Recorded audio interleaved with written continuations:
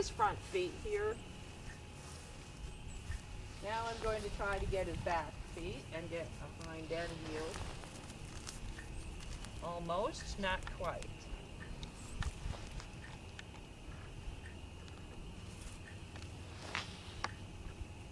Maybe for you I was too loud. Let's try it this way.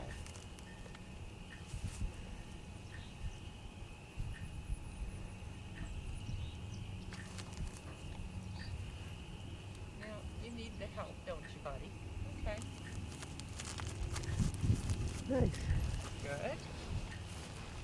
All right, so I had to come in a little closer and turn his head a little bit so that he would have no choice. If he couldn't step forward and run in, he'd have to run into me. Mm-hmm. So he couldn't step forward. And then just by continuing to turn him, then like so, I put him in a position as long as if I keep pulling. Now he's got pressure on his face.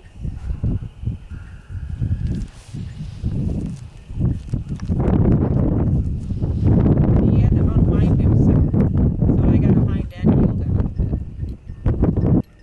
And he actually stopped his own front feet and yielded his hind quarters. So we're going to try that again. Now see, he's getting it. There's muscle flinching back here in his hind quarters. Like, I think I'm supposed to do something.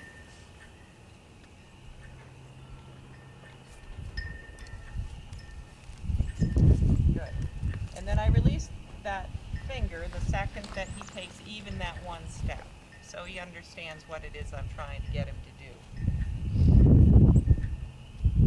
There's the muscle flinch, which means he's thinking on it, so I don't escalate the pressure. I just keep repeating until he figures it out.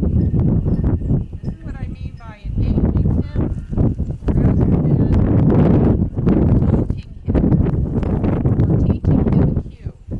Oh, you see that? I hit it hard. Probably you could. Yeah.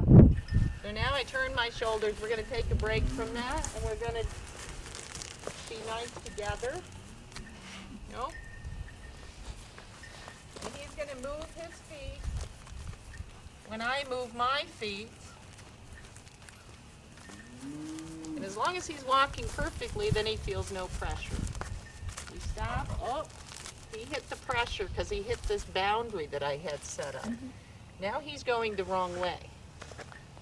And this is an accident thing that happens a lot. He didn't know that when I stop and didn't say whoa or pull back on him, there was no cue there, so he wasn't identifying with my feet movement. Mm-hmm. All right? But I want him to pay very close attention to my body language. So now what happens is when your horse is in the way, you often turn and say, well, or turn him into a circle. Mm-hmm. You lose leadership that way because then he's dictating, he's changing your feet. So this is the way I was walking, and we're going to keep walking that way. Just never mind this big obstacle that's in the way. Right? So all I do is set up my space boundary, step forward, push him out of my space. Oh, he didn't like that move. There, now he stopped when I stopped my feet. That's how you correct a behavior. Is no, you got that wrong. Let me explain this to you. So you see, he feels no pressure to move. Uh-oh. Now what'd you do?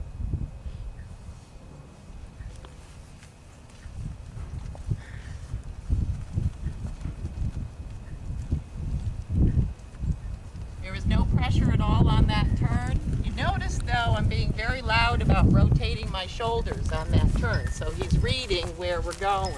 Always to stay right here at my shoulder. I don't want him falling behind or in front of this line. What part of him do you want at your shoulder? I want him to be somewhere between here and here. And the reason I use this, and you'll notice on the next stop, pay attention when he stops correctly. He stops and lines his feet up with mine. Okay. So that's because this is the way a mare teaches their foal how to stay behind their shoulder or at their shoulder at all times. So this is the partnership type, is when I'm up in front, I can make your feet move. You see, watch this. And he's not moving his feet out of a reaction, he's moving his feet because of space that I've set up and told him you stay in this space. Now if I go and he doesn't, oh, well, now he's a little behind my shoulder, you see?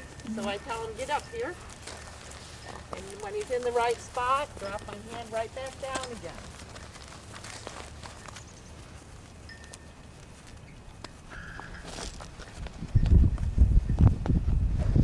Get out of my space. Now there, he has this tendency to drop his shoulder into your space. So I just spun him around and pushed him out with my elbow.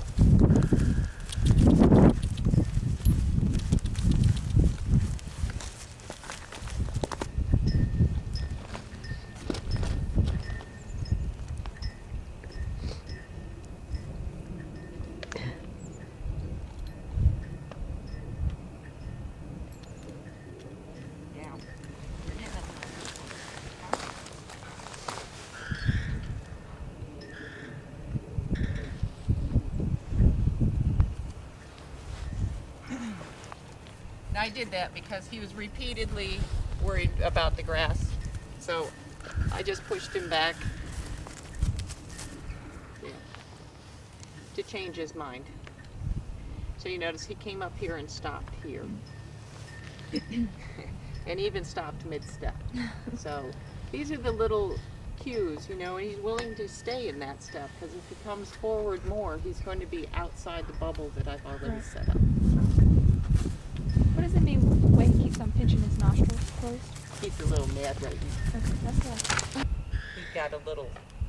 He's getting a little bit thinking about maybe I should challenge it, which is why I got on his case just for thinking about bouncing off this boundary. Because then he's going to start trying an argument, so I stop the argument before we can have it. You can never go wrong, even if he wasn't going to pull me to the ground. Doesn't matter, because in his mind, I made his feet move. So even if you did it at a time, you know, a lot of owners say to me, how do I know if I'm right or not, you know? Well, you know, in his mind, it doesn't matter, because he can be standing here grazing, and a higher level horse comes along and says, get away from that grass blade, that's mine. It doesn't have to make sense. You know, if somebody tells them to move, they have to move. And that's all there is to it. So you can't really make a mistake, you see. That's the kindness of the horse language thing.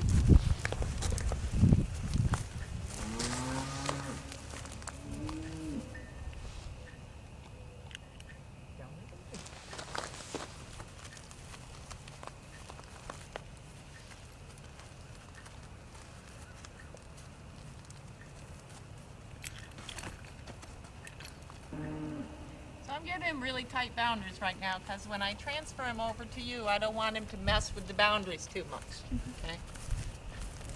Now you notice he'll start tiptoeing with me.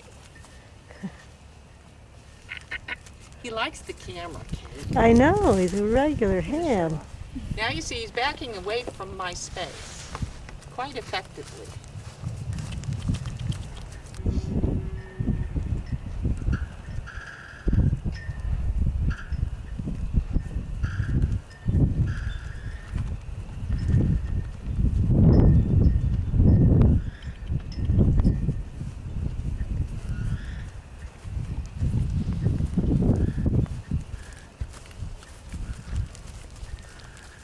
For the camera. We're going by again. You see now he's left for right. Oh, got a little out of sync just because I said that. That's pretty amazing. I've never noticed stuff like that before. Yeah. These are all the little subtleties I was saying, you know, We're always happy if the horse backs up. They backed up. But the fact that they'll back up because my space is running into his is a whole different adventure than me pushing him to back up. This is a trained cue.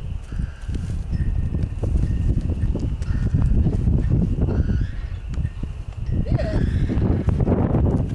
is not. Okay? That's respect. And that's where we need to get you to. And he's not having any issue with me, but you and he now have predisposed patterns, so to speak. And that was the discussion with the grass, you know, is this is an age-old argument, and sooner or later I'm gonna grab grass, you know, one mouthful, and he's proven his point. And I talk like that like he's human or something. That's not his thought process. His thought process is, I want the grass. You know, I mean, that's all. Now, when you stand here, he's kind of used to turning in, having his little arguments and so on. This is all I want you to do. Okay? They must always request of a higher being to enter their space. You know, like they do groom each other. And other horses do even groom the alpha mare. You know, she's one of the gang. It's just that push come to shove, they need the leader. They need the president of the corporation to tell them what to do and which way to go. It's as simple as that. And in exchange, they guard her. When they're running away from a threat, that alpha mare is in the center. She's grouped by the lower being. Okay? The alpha mare and the foals are guarded by the rest of the herd. So the top third rank, it seems, in my fields anyway. Those that hold the top third of the field are protected, but everybody protects the alpha mare. So you want your partnership to go beyond. When you're dealing this way with your horse, you want him to want to protect you, right? You don't want him to accidentally drop you on the ground and then run for home, right? If my leg is broken, I'd really like for B to be able to hang on to your stirrup and take me home or something. Figure something out. Yeah.